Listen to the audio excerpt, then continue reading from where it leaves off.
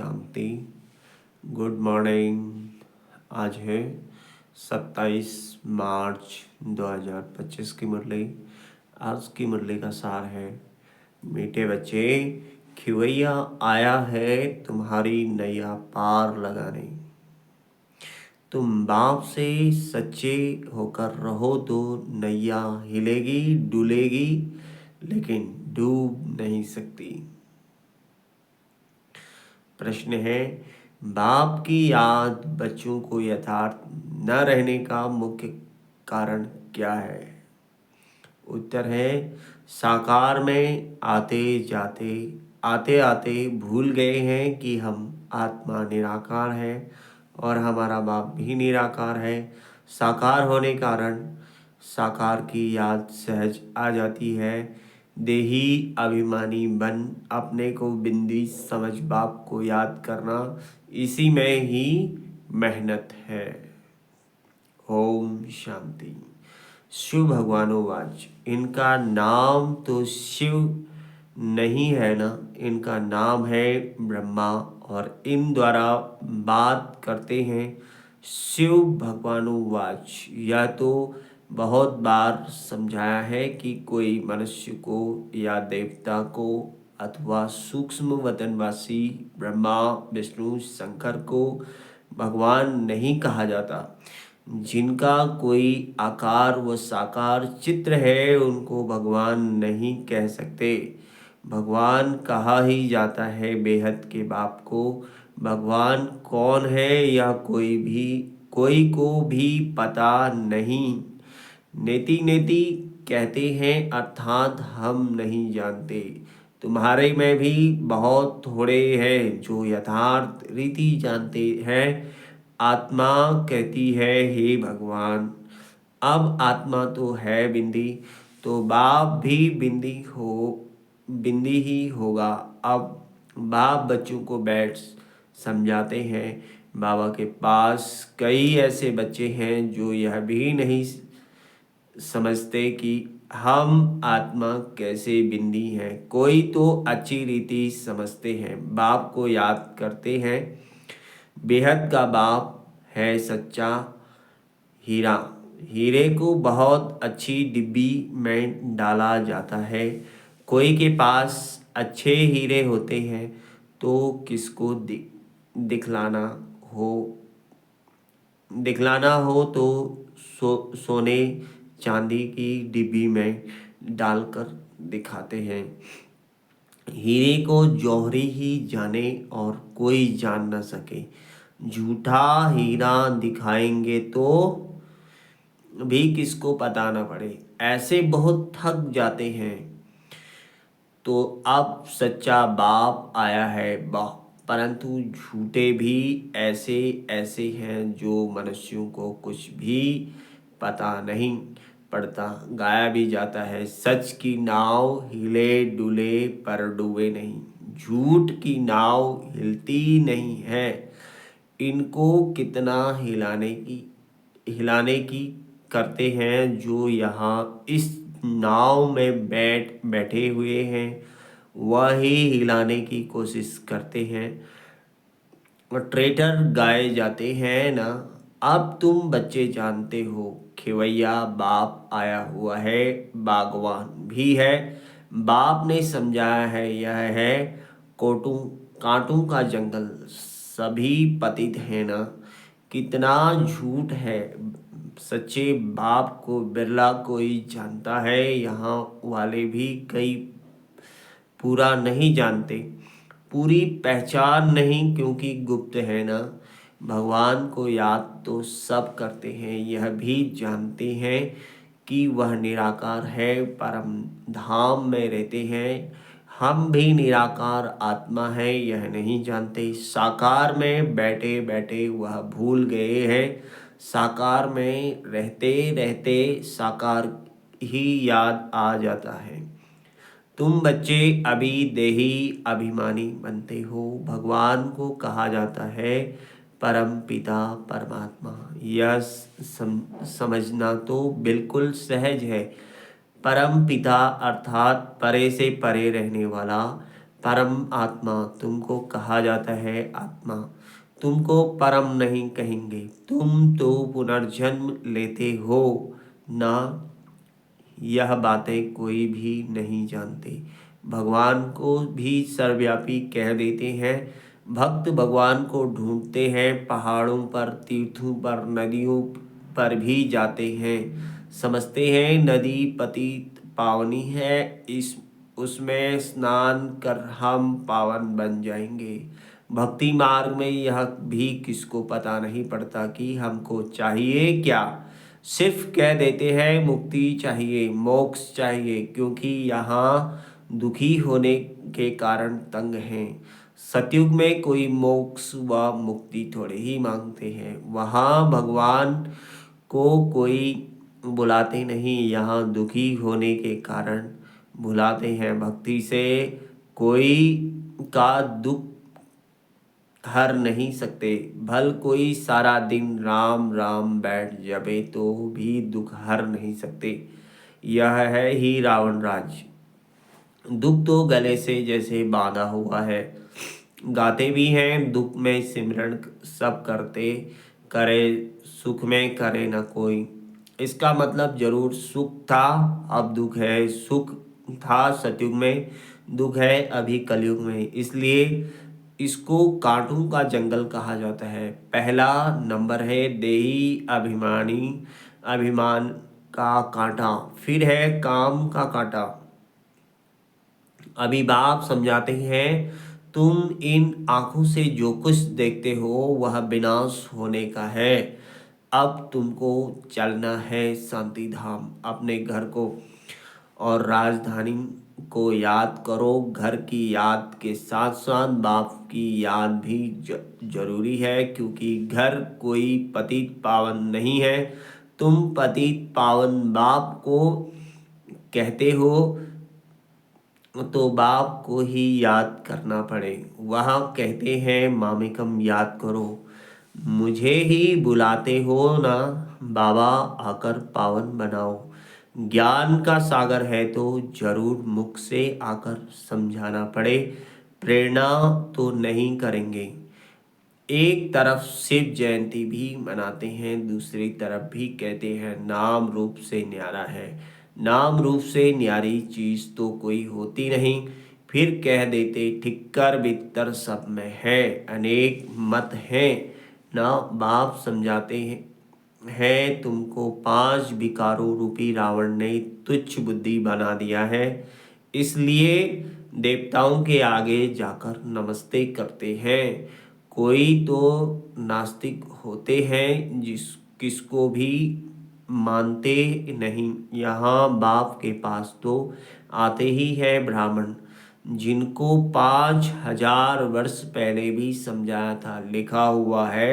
लिखा हुआ भी है परमपिता परमात्मा ब्रह्मा द्वारा स्थापना करते हैं तो ब्रह्मा की संतान ठहरे। प्रजापिता ब्रह्मा तो मशहूर है, जरूर ब्राह्मण ब्राह्मणियां भी होंगे। अभी तुम शूद्र धर्म से निकल ब्राह्मण धर्म में आए हो। वास्तव में हिंदू कहलाने वाले अपने असली धर्म को जानते नहीं हैं। इसलिए कभी किसको मानेंगे, कभी किसको मानेंगे, बहुतों के पास जाते रहेंगे। क्रिश्चियन लोग कभी किसके पास जाएंगे नहीं। अभी तुम सिद्ध कर बतलाते हो। भगवान बाप कहते हैं मुझे याद करो। एक दिन अखबारों में भी पढ़ेगा कि भगवान कहते हैं मुझे याद करने से ही तुम पतित से पावन बन जाएंगे। जब विनाश नजदीक होगा तब अखबारों द्वारा भी यह आवाज कानों पर पड़ेगा। अखबार में भी तो कहाँ कहाँ से समाचार आते हैं ना। अभी भी डाल सकते हो भगवानुवाच परमपिता परमात्मा शिव कहते हैं मैं हूँ पतित पावन, मुझे याद करो तो तुम पावन बन जाएंगे। इस पतित दुनिया का विनाश सामने खड़ा है। विनाश जरूर होना है, यह भी सबको निश्चय हो जाएगा। रिहर्सल भी होती रहेगी। तुम बच्चे जानते हो जब तक राजधानी स्थापन नहीं हुई है तब तक विनाश नहीं होगा। अर्थक्वेक आदि भी होनी है ना। एक तरफ बॉम्ब्स फटेंगे, दूसरी तरफ नेचुरल कैलेमिटीज भी आएगी। अन्न आदि नहीं मिलेगा, स्टीमर नहीं आएंगे, फैमन पड़ जाएगा, भूख मरते मरते खत्म हो जाएंगे। भूख हड़ताल जो करते हैं वह फिर कुछ न कुछ जल व माखी शहद आदि लेते रहते हैं, वजन में हल्के हो जाते हैं, या तो बैठे बैठे अचानक अर्थक्वेक होगी, मर जाएंगे। विनाश तो जरूर होना है। साधु संत आदि ऐसे नहीं कहेंगे कि विनाश होना है इसलिए राम राम कहो। मनुष्य तो भगवान को ही नहीं जानते हैं, भगवान तो खुद ही अपने को जाने, और न जाने कोई उनका टाइम है आने का, जो फिर इस बूढ़े तन में आकर सारे सृष्टि के आदि मध्य अंत की नॉलेज सुनाते हैं। तुम बच्चे जानते हो अभी वापस जाना है, इसमें तो खुश होना चाहिए। हम शांति धाम जाते हैं। मनुष्य शांति ही चाहते हैं, परंतु शांति कौन देवे। कहते हैं न, शांति देवा। अब देवों का देव तो एक ही ऊंच से ऊंच भाव है। वह कहते हैं मैं तुम सबको पावन बनाकर ले जाऊंगा, एक कोई को भी नहीं छोड़ूंगा। ड्रामा अनुसार सबको जाना ही है। गाया हुए मच्छरों सदृश सब आत्माएं जाती हैं, यह भी जानते हैं। सतयुग में बहुत थोड़े मनुष्य होते हैं, अभी कलयुग अंत में कितने ढेर मनुष्य हैं, फिर थोड़े कैसे होंगे। अभी है संगम, तुम सतयुग में जाने के लिए पुरुषार्थ करते हो, जानते हो यह विनाश होगा। मच्छरों सदृश आत्माएं जाएंगी, सारा झुंड चला जाएगा। सतयुग में बहुत थोड़े रहेंगे। बाप कहते हैं कोई भी देहधारी को याद नहीं करो। देखते हुए भी हम देखते हैं, हम आत्मा हैं, हम अपने घर जाएंगे। खुशी से पुराना शरीर छोड़ देना है, अपने शांति धाम को याद करेंगे, करते रहेंगे तो अंत मति सोगति हो जाएगी। एक बात को याद करना, इसमें ही मेहनत है। मेहनत बिगर ऊंच पद थोड़े ही मिलेगा।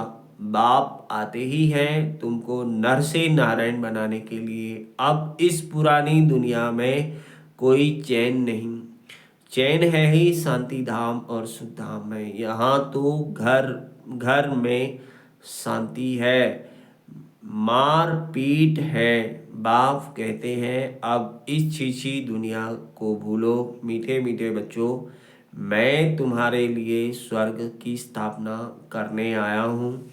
इस नर्क में तुम पतित बन पड़े हो, अब स्वर्ग में चलना है। अब बाप को और स्वर्ग को याद करो तो अंत मति सोगति हो जाएगी। शादी आदि भल जाओ परंतु याद बाप को करो। नॉलेज सारी बुद्धि में रहनी चाहिए। भल घर में रहो, बच्चों आदि की संभाल करो, परंतु बुद्धि में याद रखो। बाबा का फरमान है मुझे याद करो, घर छोड़ना नहीं है, नहीं तो बच्चों की संभाल कौन करेगा। भक्त लोग घर में रहते हैं, ग्रस्त व्यवहार में रहते हैं, फिर भी भक्त कहा जाता है क्योंकि भक्ति करते हैं। घर बार संभालते हैं, विकार में जाते हैं तो भी गुरु लोग उनको कहते हैं श्री कृष्ण को याद करो तो उन जैसा बच्चा होगा। इन बच्चों में अब तुम बच्चों को नहीं जाना है, क्योंकि तुमको अब सतयुग में जाने की बातें सुनाई जाती हैं, जिसकी स्थापना हो रही है। वैकुंठ की स्थापना कोई श्री कृष्ण नहीं करते हैं। श्री कृष्ण तो मालिक बना है, बाप से वर्षा लिया है। संगम के समय ही गीता का भगवान आते हैं। गीता सुनाई बाप ने और बच्चे ने सुनी। भक्ति मार्ग में फिर बाप के बदले बच्चे का नाम डाल दिया है। बाप को भूल गए हैं तो गीता भी खंडन हो गई। वह खंडन की हुई गीता पढ़ते हैं, पढ़ने से क्या होगा? बाप तो राजयोग सिखला कर गए, इस इनसे श्री कृष्ण सतयुग का मालिक बना। भक्ति मार्ग में सत्यनारायण की कथा सुनने से कोई स्वर्ग का मालिक बनेगा क्या? न कोई इस ख्यालात से सुनते हैं, उससे फायदा हुआ कुछ नहीं मिला। साधु संत आदि अपने अपने मंत्र देते हैं, फोटो देते हैं, यहाँ वह कोई बात नहीं। दूसरे सत्संगों में जागेंगे तो कहेंगे फलाने स्वामी की कथा है। किसकी कथा? वेदांत की कथा, गीता की कथा, भगवान की कथा। अभी तुम बच्चे जानते हो हमको पढ़ाने वाला कोई देदारी नहीं है, न कोई शास्त्र आदि कुछ पढ़ा हुआ है। शिव बाबा कोई शास्त्र पढ़ा है क्या? पढ़ते हैं मनुष्य। शिव बाबा कहते हैं मैं गीता आदि कुछ पढ़ा हुआ नहीं हूँ। यह रथ जिसमें बैठा हूँ यह पढ़ा हुआ है, मैं नहीं पढ़ा हुआ हूँ। मेरे में तो सारे सृष्टि चक्र के आदि मध्य अंत का ज्ञान है। यह रोज गीता पढ़ता था, तोते मुआफिक कंठ कर लेते थे। जब बाप ने प्रवेश किया तो झट गीता छोड़ दी क्योंकि बुद्धि में आ गया यह तो शिव बाबा सुनाते हैं। सुना? बाप कहते हैं मैं तुमको स्वर्ग की बादशाही देता हूँ, तो अब पुरानी दुनिया से ममत्व मिटा दो, सिर्फ मामेकम याद करो। यह मेहनत करनी है। सच्चे आशिक को घड़ी घड़ी मासूक की याद ही आती रहती है, तो अब बाप की याद भी ऐसी पक्की रहनी चाहिए। पारलौकिक बाप कहते हैं बच्चे मुझे याद करो और स्वर्ग के वर्षे को याद करो। इसमें और कुछ भी आवाज़ करने, झांझ आदि बजाने की कोई दरकार नहीं। गीत भी कोई अच्छे अच्छे आते हैं तो बताए जाते हैं, जिनका अर्थ भी तुमको समझाते हैं। गीत बनाने वाले खुद कुछ भी नहीं जानते। मीरा भक्तिन थी पर तुम तो अभी ज्ञानी हो। बच्चों से जब कोई काम ठीक नहीं होता तो बाबा कहते तुम तो जैसे भक्त हो, तो वह समझ जाते हैं कि बाबा ने हमको ऐसा क्यों कहा। बाप समझाते हैं बच्चे अब बाप को याद करो, पैगंबर बनो, मैसेंजर बनो, सबको यही पैगाम दो कि बाप और वर्षे को याद करो, तो जन्म जन्मांतर के पाप भस्म हो जाएंगे। अब वापस घर जाने का समय है। भगवान एक ही है, निराकार है, उनको अपनी देह है नहीं। बाप ही अपना परिचय बैठ देते हैं, मन मना भव का मंत्र देते हैं। साधु सन्यासी आदि ऐसा कभी नहीं कहेंगे कि अब विनाश होना है, बाप को याद करो। बाप ही ब्राह्मण बच्चों को याद दिलाते हैं, याद से हेल्थ, पढ़ाई से वेल्थ मिलेगी। तुम काल पर जीत पाते हो, वहाँ कभी अकाले मृत्यु नहीं होता। देवताओं ने काल पर विजय पाई हुई है। अच्छा, मीठे मीठे सिखिलदे बच्चों प्रति माता पिता बाप दादा का याद प्यार और गुड मॉर्निंग। रूहानी बाप की रूहानी बच्चों को नमस्ते। धारणा के लिए मुख्य सार है, सॉरी, हम रूहानी बच्चों की रूहानी माता पिता बाप दादा को याद प्यार, गुड मॉर्निंग और नमस्ते। नमस्ते शिव बाबा, नमस्ते। धारणा के लिए मुख्य सार है, ऐसा कोई कर्म नहीं करना है जो बाप द्वारा भक्त का टाइटल मिले।